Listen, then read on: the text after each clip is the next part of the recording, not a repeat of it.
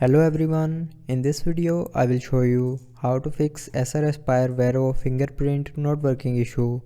So before starting the video, don't forget to subscribe the channel and also press the bell icon.